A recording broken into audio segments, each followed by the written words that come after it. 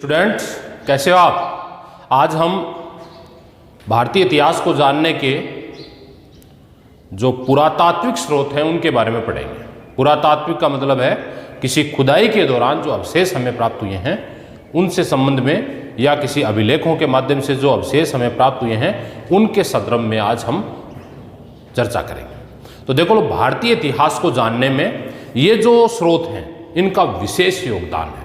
इस पर क्योंकि पूर्व में जो भी हमें पढ़ा है, साहित्यिक स्रोत हैं या इससे पूर्व की बात करें हम, तो उनसे हमें क्या मिलता है, भारतीय इतिहास के साक्ष्य जो हैं वो सही नहीं मिलते। जबकि इनमें क्या है कि वास्तविक साक्ष्य वास्तव में ऐसा हुआ होगा, क्योंकि जो साहित्यिक लिखे गए ना, वो साहित्यिक राजा के इर्द गिर्द रहकर लिखे गए।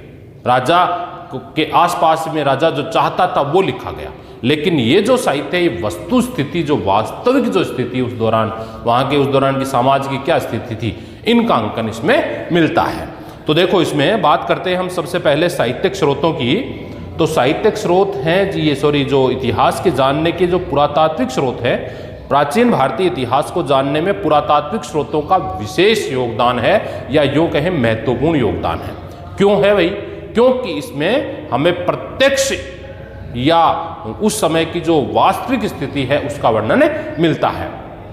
पुरातात्विक का तात्पर्य अतीत के अवशेषों के माध्यम से मानव क्रियाकलापों का अध्ययन। पुरातात्व का क्या कार्य है? अतीत के जो उत्खनन हैं उनके माध्यम से उस दौरान का मानव किस प्रकार के कार्य करते थे, किस प्रकार के उनके क्रियाकलाप थे, उनसे हमें जो अवशेष प्राप्त होते हैं, उनसे हम जो जानकारी प्राप्त करते हैं, उसे पुरातात्विक स्रोत कहते हैं। ठीक है। अब बात करते हैं मोहनजोदड़ो, हड़प्पा की, यानी सभ्यताओं की।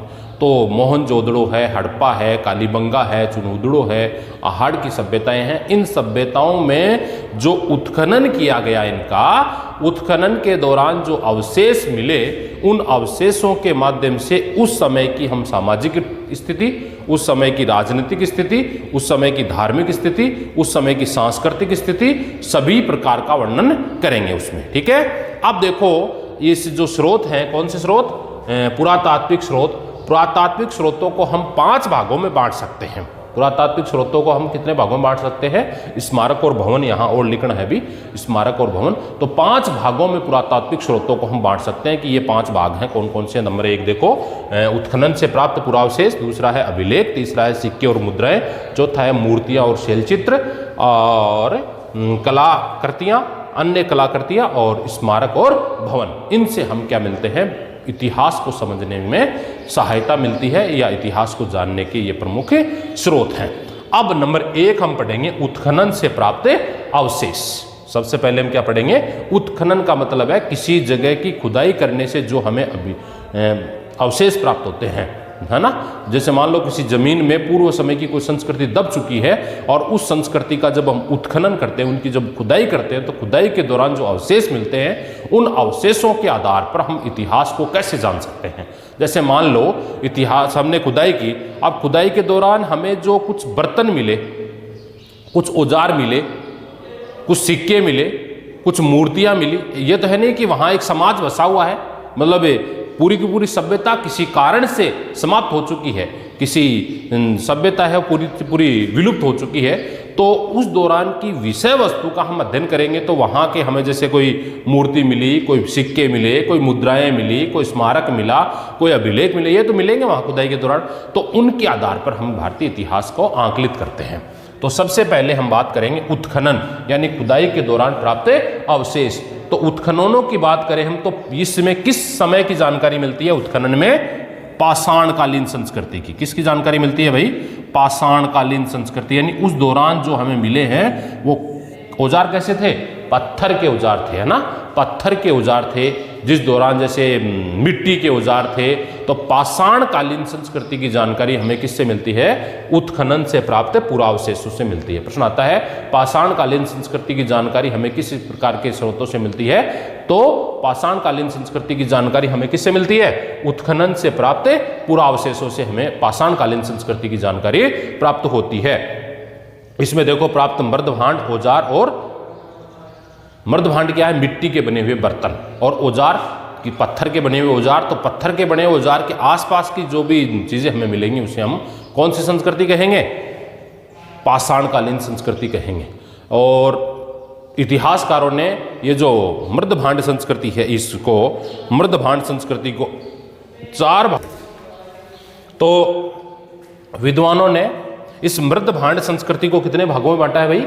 4 भागों में बांटा है।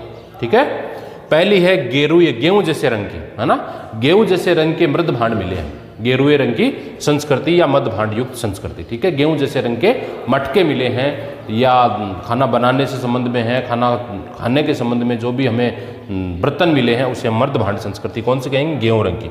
काले और लाल रंग की संस्कृति, काले और लाल रंग की संस्कृति को पहले गेहूं, उसको जब मिट्टी का बर्तन बनाने के बाद में उसको रोइये के अंदर ताव दिया जाता था, तो वो काले और लाल रंग की संस्कृति हो गई। फिर है चित्रित या स्लेटी, उस पर चित्रांकन किया गया है। उन मतलब बाद की संस्कृति में क्या किया है, उस पर चित्र बनाए गए हैं ना, स्लेटी रंग के चित्र बनाए गए हैं। तो ये है ये चित्रित एवं स्लेटी मृदभांड संस्कृति।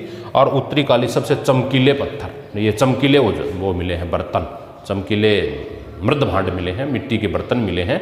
इनसे हम भारतीय इतिहास को जान सकते हैं। इसके अलावा ये 4 चीज़ें तो मतलब ये मिली हैं ना, मृदभांड हैं 4 प्रकार के। तो इसके अलावा हमें सड़कें मिली हैं खुदाई के दौरान।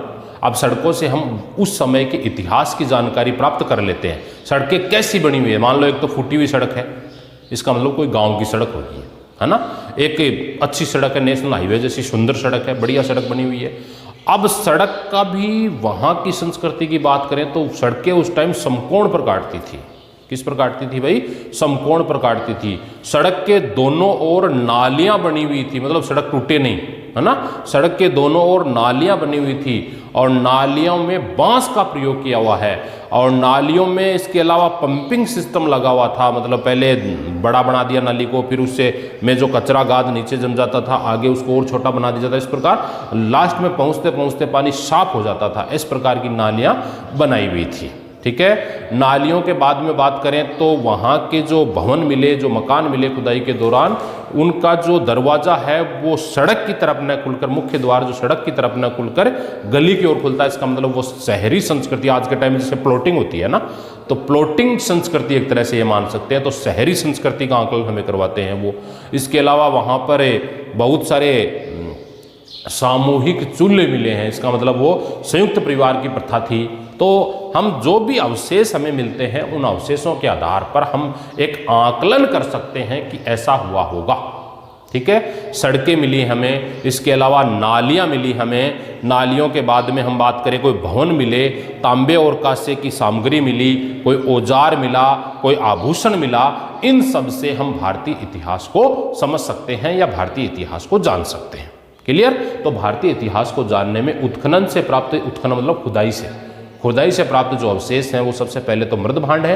मृदभांड मतलब मिट्टी के बर्तन हैं। इसके बाद में सड़कें हैं, इसके बाद में नालियां हैं, इसके बाद में तांबे के औजार हैं, और इसके अलावा कोई औजार, बर्तन, आभूषण, पुरावशेष मिले जिससे तत्कालीन मानव की सामाजिक, आर्थिक, राजनीतिक स्थिति का हम वर्णन कर सकते हैं। उस दौरान की सामाजिक स्थिति क्या थी, उस दौरान की राजनीतिक स्थिति क्या थी, उस दौरान की सांस्कृतिक स्थिति क्या थी, इन सब का अध्ययन हम कर सकते हैं।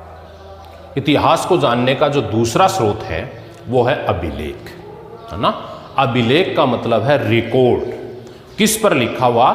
जब किसी राजा महाराजा द्वारा कोई मकान बनाया गया, कोई भवन बनाया गया, कोई किला बनाया गया, कोई दुर्ग बनाया गया, या किसी राजा से युद्ध करके जीत के बाद में जो कलाकृति अंकित की गई, जो चित्रांकन किया गया, उसके बाहर एक छोटे से पत्थर के टुकड़े पर उस समय का जो रिकॉर्ड है, उस टाइम का जो रिकॉर्ड है वो लिखा जाता, उस पर तिथिक्रम लिखी जाती, उस टाइम उस राजा का नाम लिखा जाता, उसे हम अभिलेख कहते हैं।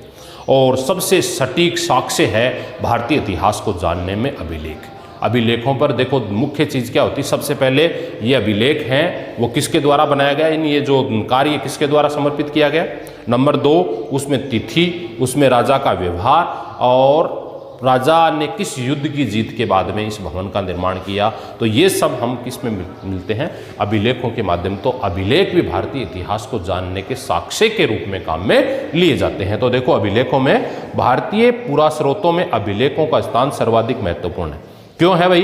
क्योंकि यह तिथियुक्त और समसामयिक होने के कारण ऐतिहासिक रूप में इसे स्वीकार किया गया है, इतिहास के रूप में इसे अपनाया गया है, या यूं के इतिहास ने इसको स्वीकार कर लिया है या माना है। इसमें उस दौरान के शासकों की विस्तृति क्रम, उनकी उपलब्धि, उनका स्थान क्या है, और इनके जो प्रमुख अभिलेख हैं ना, प्रमुख अभिलेख तो अशोक के होंगे। एक तो अशोक के अभिलेख किस भाषा में लिखे हुए हैं? खरोष्टी और ब्राह्मी लिपि में लिखे गए हैं ना। किस लिपि में लिखे गए? खरोष्टी और ब्राह्मी लिपि में लिखे गए अभिलेख हैं। और अशोक के अभिलेख 3 प्रकार के हैं। कितने प्रकार के हैं? 3 प्रकार के हैं। शैल, जो शिलाओं पर लिखे गए हैं, फिर जो स्तंभ लेख है, कोई किसी प्रकार का स्तंभ बना दिया गया, जैसे वर्तमान में बात करें तो एक बड़ा भवन की तरह बना दिया और उस पर जो उत्कीर्ण अभिलेख है उस पर लिखे गए हैं।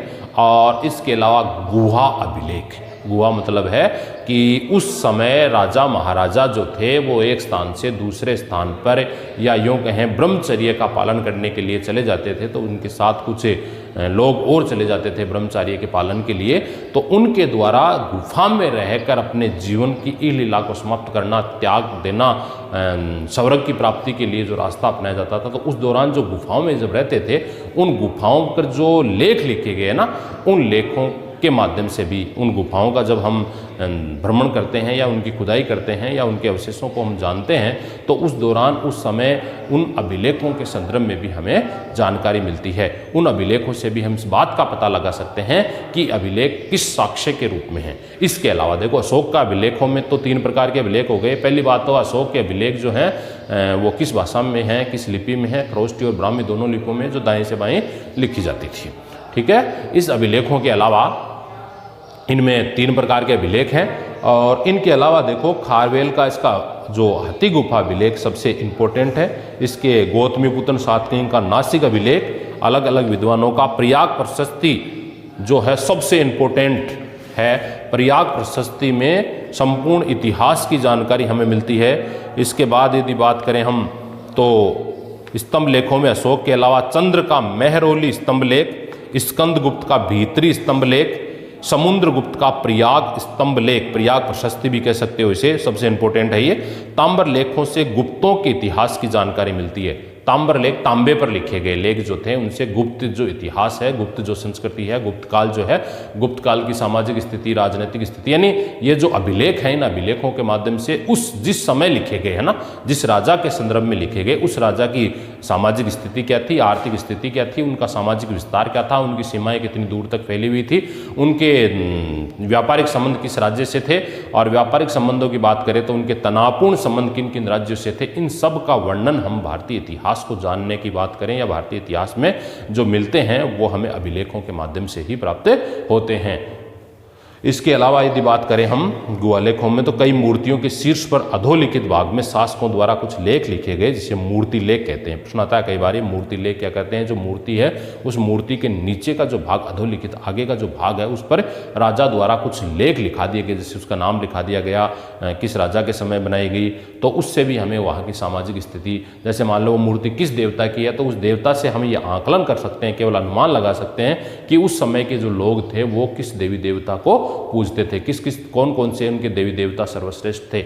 इन सब के संदर्भ में हम जानकारी प्राप्त करते हैं अभिलेखों के माध्यम से, या यूँ कहें भारतीय इतिहास को जानने में अभिलेखों का महत्वपूर्ण योगदान है, क्योंकि ये जगह कम जगह होने के कारण इसमें ज़्यादा बातें, जैसे मान लो साहित्य लिखे गए, तो साहित्य राजा के पास रहकर लिखे गए, इसलिए राजा जो कहते थे और राजा के द्वारा उसमें सारगर्भित चीज़ें, लगातार कागजों की कोई कमी नहीं थी, खूब सारे साहित्य लिखे जाते थे। लेकिन अभिलेख जो होता है वो जैसे एक छोटा सा टुकड़ा ही है पत्थर का मान ले तो, और उस पर कम से कम जानकारी में, या यूँ कहें कम से कम लिखे हुए से हम ज़्यादा से ज़्यादा अनुमान लगा सकते हैं। ये है अभिलेख। इसके बाद देखो, आपको सिक्के एवं मुद्राएं भी भारतीय इतिहास को जानने में महत्वपूर्ण भूमिका निभाते हैं। जैसे मान लो एक सिक्का मिला हमें, है ना, अब उस सिक्के पर तिथि क्रम है, ठीक है, या उस पर किसी राजा की कोई चित्रांकन किया हुआ है ना, या उस समय जो कैसे प्रकार के सिक्के थे। अब उस सिक्कों के आधार पर ये सिक्के हमें कहाँ कहाँ मिले, है ना, पूरे भारत में, तो भारत की सीमाओं का अंकन हमें किसके माध्यम से हो जाता है भाई? सिक्कों के माध्यम से हो जाता है कि भारत के इस राजा का जो कार्य क्षेत्र था, या यूँ कहें इनकी सीमाएं इतनी दूर तक फैली हुई थी। क्योंकि जैसे मान लो आज की संस्कृति, पूरा विश्व है वो पूरी तरह तबाह हो जाए, समाप्त हो जाए, है ना, किसी भूकंप के कारण, बाढ़ के कारण, महामारी के कारण पूरी तरह से तबाह हो जाए, तो ऐसी स्थिति में हमें भारतीय इतिहास को बाद में जब लाखों करोड़ों वर्ष बाद में दोबारा नई प्रजाति हो और वो प्रजाति इनकी खुदाई करे दोबारा से, तो खुदाई करेंगे तो भारत के जो रुपए हैं, है ना, भारत के रुपए जो है वो जहाँ जहाँ हमें मिलेंगे खुदाई के दौरान, तो वहाँ से हमें क्या पता चल जाएगी, भारतीय इतिहास को जानने के, या यूँ कहें कि भारत का जो क्षेत्र है इतना बड़ा हो सकता है, अनुमान हो सकता है, थोड़ा 19-20 हो सकता है, केवल एक तरह से अनुमान है कि इनकी सीमाएं कितनी दूर तक फैली हुई है। तो सिक्कों के माध्यम से भी हमें जानकारी प्राप्त होती है। बहुत सारे सिक्के ऐसे हैं जो भारतीय इतिहास को समझने में महत्वपूर्ण भूमिका अदा करते हैं। तो देखो, इसमें सिक्कों की यदि बात करें हम, तो भारतीय इतिहास को जानने में सिक्कों और मुद्राओं का महत्वपूर्ण योगदान है। इसमें शासकों के नाम, क्या क्या चीज़ें लिखी होती है। सबसे पहले जो भी सिक्का बनाएगा उस दौरान सोने और चांदी के सिक्के बनते थे। धीरे धीरे सोने चांदी की कमी होने लगी तो तांबे के सिक्के बनने लगे, तांबे की कमी होने लगी तो लोहे के सिक्के बनने लगे वर्तमान में, और लोहे की कमी को देखते हुए कागजी मुद्रा, है ना, कागज के रुपए बनने लगे, कागज के नोट बनने लगे। और कागज की भी यदि कमी होने लग गई है तो अब चेक पत्र है, हुंडियां हैं, ये बैंकिंग व्यवस्था को बढ़ाने के लिए, आज के टाइम में तो ऑनलाइन ट्रांजैक्शन को बढ़ाना चाह रहा है मोदी सरकार, है ना, ऑनलाइन ट्रांजैक्शन बढ़ाने, ये सब क्या है, समय और परिस्थितियों के अनुसार आए हुए बदलाव हैं। तो उस दौरान के जो सिक्के थे, उन सिक्कों पर सबसे पहले तो राजा का नाम होता था, पहली बात, फिर उस पर तिथि होती थी, फिर उस पर संबंधित चित्र होते थे। जैसे वर्तमान के हमारे जो सिक्के हैं, इन सिक्कों पर अशोक के सारनाथ स्तंभ का चित्र मिलेगा आपको, है ना। तो उस दौरान के सिक्कों पर भी किसी न किसी राजा का कोई नाम तो मिलेगा। उस दौरान के सिक्कों पर राजा का नाम है, तिथियां हैं, उनका कालक्रम है, ये किस विषय वस्तु को जानने वाले हैं, इन सब का वर्णन मिलेगा हमें। तो इसमें देखो, सिक्कों में उनकी वंश परंपरा, धर्म, गौरवपूर्ण कार्य, कला, शास्त्र में रुचि आदि की जानकारी मिलती है। गुप्तकालीन सिक्कों से हमें महत्वपूर्ण सूचनाएं मिलती हैं, क्योंकि समुद्रगुप्त वीणावादक और व्याघ्र निहंता के सिक्के मिले हैं, है ना। समुद्रगुप्त को एक सिक्कों पर तो वीणा बजाते हुए दिखाया गया, है ना, और दूसरा पर व्याघ्र मतलब शेर के साथ लड़ाई लड़ते हुए दिखाया गया। एक पर तो किस पर, वीणा बजाते हुए दिखाया गया, और दूसरे पर व्याघ्र शेरों के साथ लड़ाई लड़ता हुआ दिखाया गया। इसका मतलब देखो, इससे हम क्या अनुमान लगाएंगे, यदि हमें मान लो आज के टाइम में ये सिक्के मिले और पहले से हमें इतिहास नहीं पढ़ रखा, तो हम क्या अनुमान लगाएंगे भाई, कि उस टाइम जो राजा था, समुद्रगुप्त जो राजा था, वो वीणावादक का मतलब संगीत प्रेमी था, ये अनुमान लगाएंगे ना। जिस चीज का ज्यादा प्रचलन होता है, राजा जिस चीज को ज्यादा मानता है, उसी के आधार पर तो करेंगे। तो वीणावादक मतलब संगीत प्रेमी था, इसलिए वो संगीतचार्य को आश्रय अपने समाज उस राज्य दरबार में देता था। एक तो इसकी वर्णन करेंगे हम। दूसरी बात, शेरों के साथ उनके चित्रांकन किए गए, लड़ाई लड़ते हुए व्याघ्र, शेर वगैरह हैं, सिंह है, शेर, इनके साथ जो व्याघ्र किया हुआ, लड़ाई किया हुआ, बातचीत जो चित्रों के साथ है, इसका मतलब उसको शौर्य का प्रतीक मानेंगे हम। किसका प्रतीक मानेंगे, शौर्य का। मतलब वो शेरों से भी नहीं डरने वाले थे, इतने शक्तिशाली थे वो, शेर से भी वो नहीं डरते थे। इस प्रकार इनकी जानकारी हमें प्राप्त होगी। इस प्रकार कुमारगुप्त के कार्तिक के प्रकार के सिक्के हमें शैव अनुयायी होने का प्रमाण उपलब्ध करवाते हैं। कार्तिक के जो सिक्के हैं उस पर शैव यानी का मतलब है शिवजी भगवान को मानने वाले, तो हमें धर्म की जानकारी मिल गई ना। समुद्रगुप्त की हमें कौन कौन सी जानकारी मिल गई, कि वो शक्तिशाली था, इसकी जानकारी मिल गई क्योंकि वो शेरों के साथ लड़ाई करते हुए सिक्के बनाए। इन्होंने वीणावादक बनाया, मतलब संगीत के बारे में जानकारी मिल गई। शैव अनुयायी होने का प्रमाण हमें इसलिए मिल गया कि उस पर शिवजी के जो प्रमाण मिले हैं शैव अनुयायी होने का, तो इसके संबंध में सिक्कों पर जानकारी मिल गई।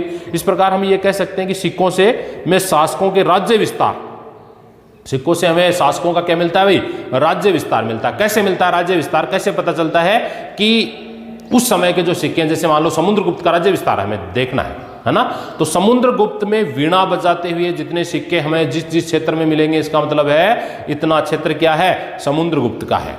ठीक है, ऐसे तो पता चलेगा हमें जिस जिस क्षेत्र में उनके संबंध में जो सिक्के प्राप्त होते हैं, तो उसको समुद्रगुप्त के सिक्के हम कह सकते हैं। इसके अलावा आपको क्या मिलेंगे, उस समय की उनकी धार्मिक स्थिति, जैसे मान लो अभी शैव अनुयायी होने का प्रमाण मिल गया आपको, उस समय की धार्मिक स्थिति, संगीत प्रेमी है तो संगीत के हिसाब से भी हम कौन से वो संगीत गाते थे उस हिसाब से भी हम उनका अंकन कर सकते हैं, या उस समय की धार्मिक स्थिति, उस समय की सामाजिक स्थिति। सामाजिक स्थिति का मतलब कैसे पता चलाओगे आप, यानी उस समय किस प्रकार के सिक्के बनाए गए। मान लो सोने के सिक्के बनाए गए, तो इसका मतलब समृद्धशाली था। चांदी के सिक्के बनाए गए तो उससे कुछ कम समृद्धशाली था। तो जिससे जैसे प्रकार के सिक्के हमें मिलते हैं, जिस प्रकार के सिक्के यदि हमें प्राप्त होते हैं, उन सिक्कों के आधार पर उस समय के इतिहास की जानकारी को हम प्राप्त कर सकते हैं। वहाँ की सामाजिक स्थिति को हम पढ़ सकते हैं, वहाँ के राजा की स्थिति को हम पढ़ सकते हैं, राजा का कालक्रम क्या था उसकी हम जानकारी प्राप्त कर सकते हैं, राजा का साम्राज्य विस्तार क्या था उनकी जानकारी हम प्राप्त कर सकते हैं, उनकी आर्थिक स्थिति क्या थी, उनके साम्राज्य के लोगों में वो किस प्रकार के कर वगैरह लेते थे, लोग खुश कितने थे, इन सब की जानकारी हमें उन सिक्कों के माध्यम से प्राप्त हो सकती है। सबसे पहले प्राप्त होने वाले सिक्के चांदी और तांबे के सिक्के थे, जिसे पंचमार्का या आहत सिक्के कहा जाता है। पंचमार्का सिक्कों का एक दूसरा नाम है ठप्पा लगाना। पंचमार्का क्या होते हैं भाई? देखो, पहले सोने का या चांदी का जो सिक्का बन गया, ठीक है, चांदी के सिक्के बन गए। अब चांदी के सिक्के बनने के बाद में उस राजा का, आज के टाइम में तो सब काम बन के तैयारी होता है मशीनों के माध्यम से, है ना। आज के टाइम में जो सिक्के बनते हैं सब चित्रांकन वगैरह सब मशीनों के माध्यम से होता है, लेकिन उस दौरान इतनी टेक्नोलॉजी नहीं थी। तो पंचमार्का के सिक्के, जैसे चांदी का गोल्ड सिक्का बनाया गया, सिक्के के बाद में एक ठप्पा बनाया जाता था, है ना, और वो ठप्पा उस पर लगाया जाता था। वीणा बजाते हुए ठप्पा बना लिया, है ना। जैसे आज के टाइम के कह दो मोहर, पैड होती है ना, पैड, मोहर जैसा बना रखी है वो उसके ऊपर कागज पर लगाते हैं। उसी प्रकार पंचमार्क के जो सिक्के हैं, आहत जो सिक्के हैं, उस पर क्या होता है, सिक्के बनने के बाद उस पर एक ठप्पा लगता था, जिसे हम पंचमार्क या आहत सिक्के कह सकते हैं। ये मिले हैं। मौर्यों के बाद हिंद यूनानी शासकों ने लेख युक्त मुद्रा प्रारंभ की थी, लेख लिखे थे इन पर। कुषाणों के समय स्वर्ण और तांबे के सिक्के प्रचलन में, गुप्त काल में स्वर्ण और रजत के सिक्के। इस प्रकार सिक्कों पर राजा का नाम, चिन्ह और धर्म मिलते हैं, जिससे हमें उस समय के राजा से संबंध में संपूर्ण प्रकार की जानकारी मिलती है। और सिक्कों के माध्यम से ही हमें जो ये समुद्रगुप्त है, इनके सिक्कों पर अश्व है, यूप है, ये चिन्ह बने हुए हैं अलग अलग सिक्कों पर, एक ही सिक्कों पर नहीं, अलग अलग सिक्कों पर, या एक सिक्कों का भी पंचमार्क के जो सिक्के हैं उन पर भी ये कुछ चिन्ह बने हुए हैं। इन चिन्हों के माध्यम से भी हमें भारतीय इतिहास को समझने में महत्वपूर्ण भूमिका मिलती है। इसके अश्वमेघ पराक्रम भी लिखा हुआ है। इसका मतलब अश्वमेघ पराक्रम का मतलब है उस दौरान का जो समुद्रगुप्त था बड़ा शक्तिशाली योद्धा था। अश्वमेघ पराक्रम का मतलब यह है कि वो एक घोड़ा छोड़ते थे, उस घोड़े को या तो टच नहीं करना है, और यदि जो रोक लेता था उसको मतलब युद्ध करना है। और घोड़ा जिस जिस क्षेत्र में दौड़ता था वह क्षेत्र उस राजा के अधीन मान लिया जाता। और जो राजा के अधीन नहीं होना चाहता है वो घोड़े को पकड़ो और पकड़ के उसको बांध लो, फिर युद्ध करो। युद्ध में जीत के जीत लेगा, और यदि युद्ध नहीं करना है तो स्वेच्छा से राजा की अधीनता स्वीकार कर लो। इसे अश्वमेघ यज्ञ जो सिक्कों के माध्यम से ही हमें उस इतिहास को समझने में जानकारी प्राप्त होती है। इसके अलावा इसे एक सिक्के के रूप में वीणा बजाते हुए समुद्रगुप्त को, तो इसका मतलब ये हो गया कि हमें पता चल गया कि वो संगीत प्रेमी थे। इस प्रकार हम कह सकते हैं भारतीय इतिहास को जानने में सिक्कों का भी महत्वपूर्ण योगदान है, सिक्के और मुद्राओं का भी महत्वपूर्ण योगदान है। इसके बाद में मूर्तियाँ और शैलचित्र, शैल यानी को चट्टानों पर चित्रांकन किया गया उसको हम शैलचित्र कहेंगे। तो मुद्रा और शैलचित्रों, इसके अलावा कला और अन्य कलाकृतियाँ जो चित्रांकन है, इसको भी इतिहास को जानने में इनकी भी महत्वपूर्ण भूमिका है। तो देखो, इसमें बात करते हैं हम सबसे पहले मूर्तियों की और शैलचित्रों की। उत्खनन में अनेक स्थानों पर विभिन्न मूर्तियाँ, टेराकोटों की कलाकृतियाँ प्राप्त हुई हैं, जो हमें उस समय की धार्मिक, सामाजिक, राजनीतिक, आर्थिक संस्कृति की जानकारी उपलब्ध करवाते हैं। इन मूर्तियों के माध्यम से भी, यानी मूर्तियों के माध्यम से हमें उस समय की क्या स्थिति है कि राजा किस प्रकार की मूर्तियां, यानी तो धर्म से संबंध में हो गई, और मूर्तियां कैसी बनी हुई हैं, किस धातु की बनी हुई है, महंगी धातु की बनी हुई तो समृद्धशाली है। और उस दौरान उत्पादन मूर्तियों पर कौन कौन सी चीज़ें चढ़ाई जाती थी, पूजा अर्चना की जाती थी, उससे उस समय के इतिहास की जानकारी हमें प्राप्त होती है। इसके अलावा चित्रकला मानव जीवन का प्रारंभिक रूप से अभिव्यक्त करने का मुख्य साधन है। प्राग ऐतिहासिक काल में अनेक शिलाश्रय प्राप्त हुए हैं जिन पर चित्रांकन किया गया, जिसे शैलचित्र कहते हैं। अनेक प्रकार के शैलाश्रय का मतलब है पत्थर पर चित्रांकन किया गया। जो प्राग ऐतिहासिक काल में लोग चित्रांकन जानते थे, यानी चित्र जानना प्रारंभ कर दिया था। प्राग ऐतिहासिक काल का मतलब जब से मनुष्य ने पढ़ना लिखना सीखा है, उस काल को तो ऐतिहासिक काल कहते हैं। और उससे पहले जो लिखना नहीं जानते थे उसको प्राग ऐतिहासिक काल कहते हैं। तो प्राग ऐतिहासिक काल की जानकारी भी हमें चित्रांकन के माध्यम से, शैल चित्रों के माध्यम से मिलती है। तो इस प्रकार हम कह सकते हैं कि जो मूर्तियां हैं, मूर्तियों के बाद में मूर्तियों से हमें उस समय के इतिहास की जानकारी धर्म से संबंध में मिल जाती है, और शैल चित्रों के माध्यम से उस समय किस प्रकार के वो चित्र बनाते थे उससे भी हमें भारतीय इतिहास को समझने में महत्वपूर्ण भूमिका प्राप्त होती है या जानकारी प्राप्त होती है। ठीक है, अब एक और बच गया, स्मारक और भवन। भारतीय इतिहास को जानने में स्मारक और भवनों की महत्वपूर्ण भूमिका है। इसके बाद में आपके भारतीय इतिहास को जानने के जो स्रोत हैं वो कंप्लीट हो जाएंगे। तो देखो, स्मारक और भवन, स्मारक और भवनों की बात करें तो राजा द्वारा जो भी स्मारक बनाया गया, भवन बनाया गया, उससे भी हमें उस समय के वो भवन कितना है, किसके द्वारा बनाया गया, उसमें कितने मकान हैं, कैसा है, युद्ध की स्थिति से वो कैसा है, इन सब से हम स्मारकों के माध्यम से भी भारतीय इतिहास को हम समझ सकते हैं। तो देखो, पुरातात्विक स्रोतों के अंदर भूमि एवं भूगर्भ से स्थित सभी अवशेष जैसे स्तूप, चैत्य, विहार, मठ, मंदिर, राजप्रसाद, दुर्ग आदि शामिल हैं। इनसे भी हमें क्या मिलता है, भारतीय इतिहास को समझने में महत्वपूर्ण भूमिका प्राप्त होती है, क्योंकि इन भवनों का आकार कितना है, ये किस धर्म को मानते थे, इन पर चित्रांकन क्या है, और ये युद्ध की दृष्टि से कितने सुदृढ़ थे, इसमें कितने लोग रह सकते थे, लोगों का रहन सहन इसमें कैसा था, लोगों का खान पान इसमें कैसा था, उनकी वेशभूषाएं कैसी थी, इन सब का अंकन जब हम करते हैं वो भारतीय इतिहास में इनका भी महत्वपूर्ण योगदान है। भारतीय इतिहास को इनके माध्यम से भी हम जान सकते हैं। इस प्रकार हम कह सकते हैं कि भारतीय इतिहास को जानने के जो दो स्रोत हैं, साहित्यिक स्रोत, साहित्यिक स्रोतों में धार्मिक साहित्य और धर्मेतर साहित्य, और पुरातात्विक स्रोत जो उत्खनन से प्राप्त अवशेष हमें मिले हैं, उनसे भी हम भारतीय इतिहास को समझ सकते हैं या जान सकते हैं। बाकी टॉपिक अगली क्लास में।